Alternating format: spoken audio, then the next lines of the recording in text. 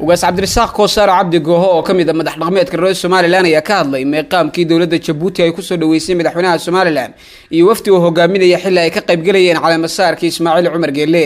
waxaana uu sheegay inay ahayd meeqaam liitay isla markaasina waxa uu ku tilmaamay in dawladda Djibouti ay tahay cadawga reer Soomaaliland iyo horumarka ay Soomaaliland ku tallaabsatay mid ka xun waxaana uu yiri horta sax bay ahayd tagitaanka uu tagay calaamasaarka madaxweynaha Djibouti وإسنوا مدحوني قرن كود مرتقات بلوسو فيديو تكتان كوكيوا لكن وحكرامه يشرف تر هيد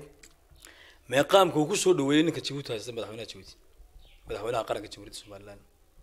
أحمد محمود عادن أيا ويد عضي وحول فريسي واسكيسي يو لمن كي دولة قبل هذا يقول فريسي والله وسكلا فريستو حبد أضو كمود كينين واحد يدبا لكن إسماعيل عمر قال سووا قوات قولي ستبوا لها قول ندي حق اللي حكته إسماعيل عمر قال هو عدو جمهورية الصومال نمبر 1 قرن كان عدو جيسوا إسماعيل عمر قال إلهين ونقول قولي سيي قول بسويته ومدحونها قرن كوسوي قرن كان جمهورية الصوماليلان dhanka kale waxa uu soo dhaweeyay ugaas Cabdi Rasaaq Koosar Cabdi Goohe heshiiska xukuumadda Soomaaliland ay la gashay dawladda Imaaraadka Carabta isagoo arintaasina ku tilmaamay guul soo hoyatay guud ahaanba shacbiga Soomaaliland waxaan uu yiri ma markii hore intaan wada hadal ku dhicin iyo wasiirka arrimaha dibadda oo hadlay mise markii ka dambeysay wasiirku hadlay intii horta kulli deeshigu jiraayo kulli aniga laftigaygu badde waxa la igu tiriyaa qolada mucaaradka la igu tiriyaa كوجاسان لكن مركي وزير كريمة دبده وهضلي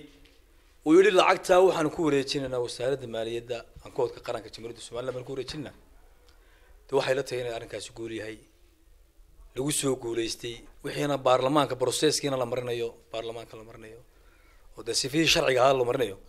هنا يقول لو سوق وليستي تاي بتاي إلى هنا وحن كبرينا إلى هنا نقصي وده جوشاس كله واحد سكر لو واحد قرن كوس سكر لي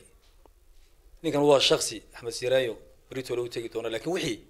ومدي يقرن كيف هرسا كل هذه الشيرين إنه وحي جوشة أي وحي جود الرضابة